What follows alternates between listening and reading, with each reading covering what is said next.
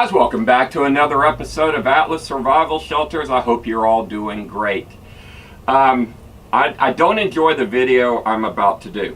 Okay, I've actually had this video on my camera for a year, and it's actually a video of a bunker somebody else made, and a lady had me come out there and take a look at this bunker to try to help her because the person who sold it to her would not help her, and all they had to do was go out there and add a little lip around it, but they wouldn't do that because I guess some people aren't very ethical or moral, and some people don't have very good integrity.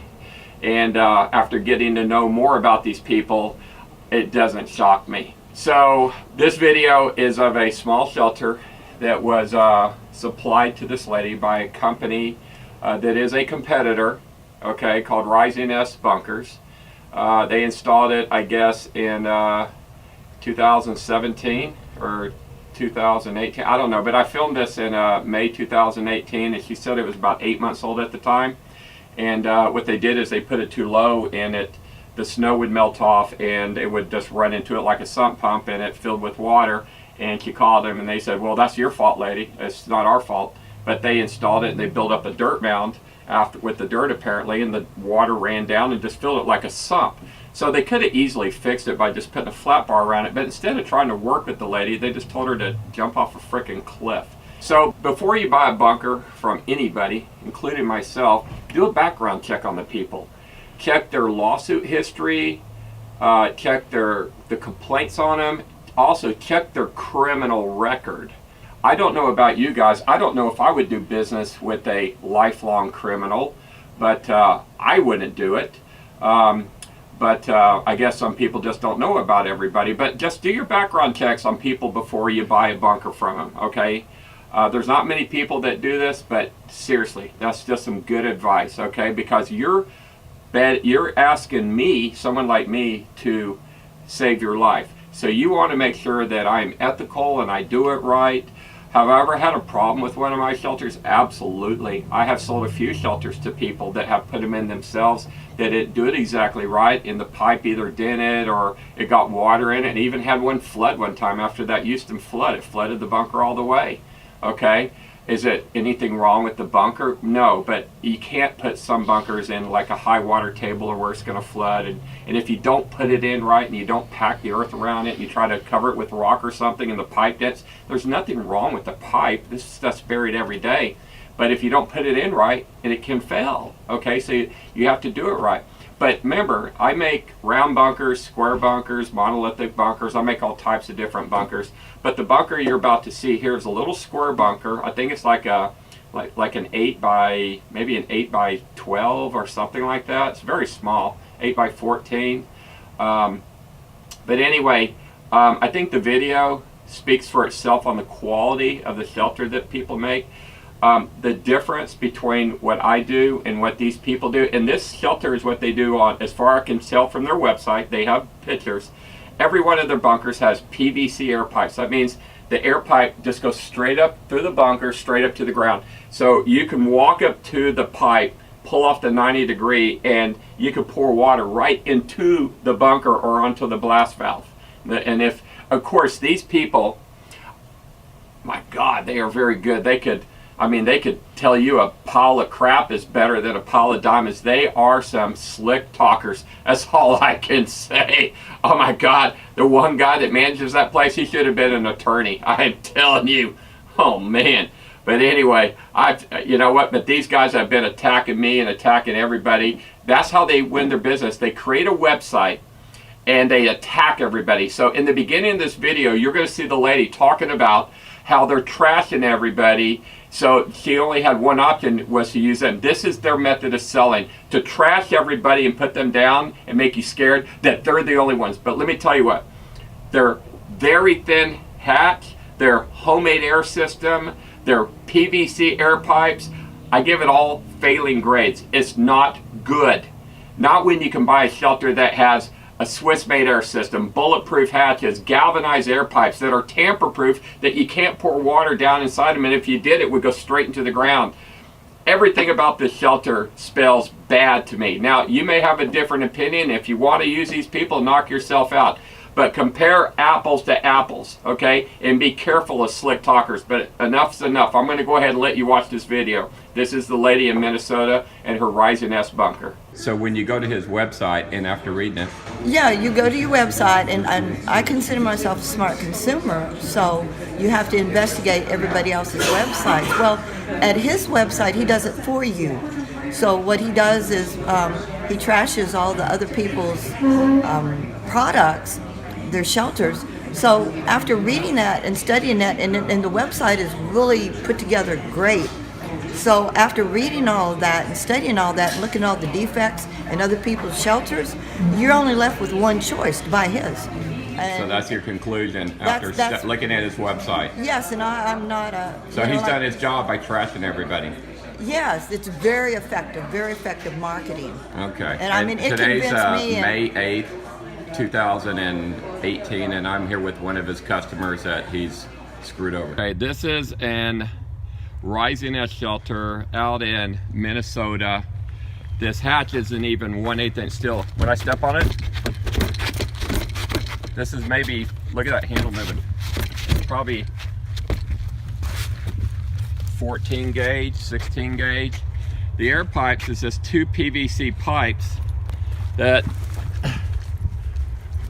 you can just push over and break. So they wouldn't handle a moose, much less a nuclear blast.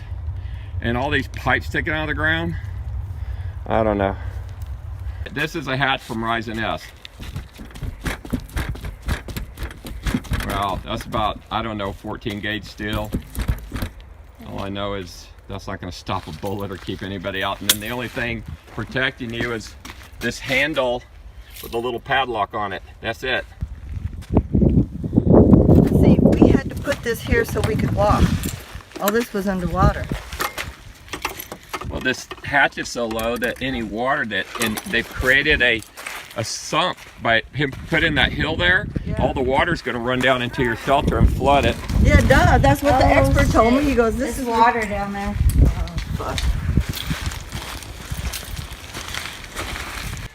You come down these stairs and there's a residential door in here with a padlock, and there's water in here, and there's that plastic air system. No way to manually operate it. Oh crud! I stepped in the water. The overpressure blast valve. It's rusted out. And these stairs are all rusty now too. And then the hatch, of course, is for a tornado and only has 2 points of contact and a simple little padlock. It was muddy because we were walking in it. See, we did that. Okay, so we're in the Rising S shelter. It has to be. I gotta step past the water here. And the steps are rusting all along the edges here. The air valve is completely rusted out. Water I'm in scared here. to turn anything on because it's... The air system's that plastic thing, and there's water all in here. Battery's sitting in water back there. The jack's all rusted. See the footprints? And the door is not, this door's just a regular door. It's not even a security door. And then the hatch itself is just for tornadoes. See that hatch?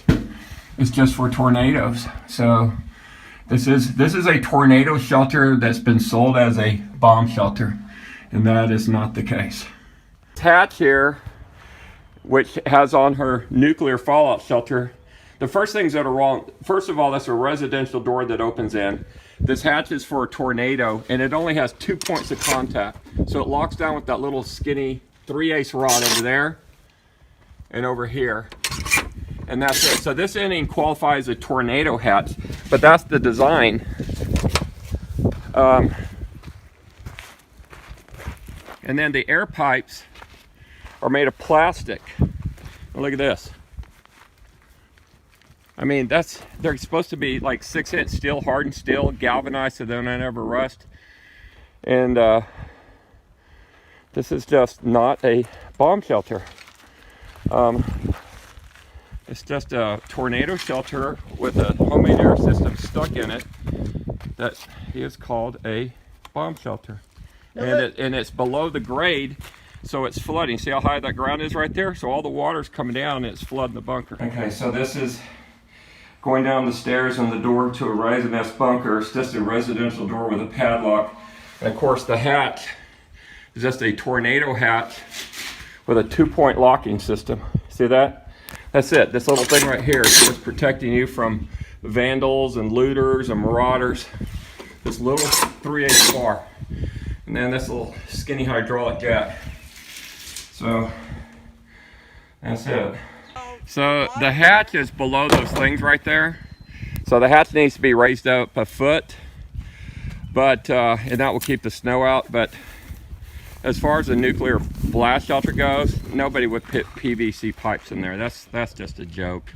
And that hatch is not even tornado rated. It only has a 2-point connection. There's a solar panel.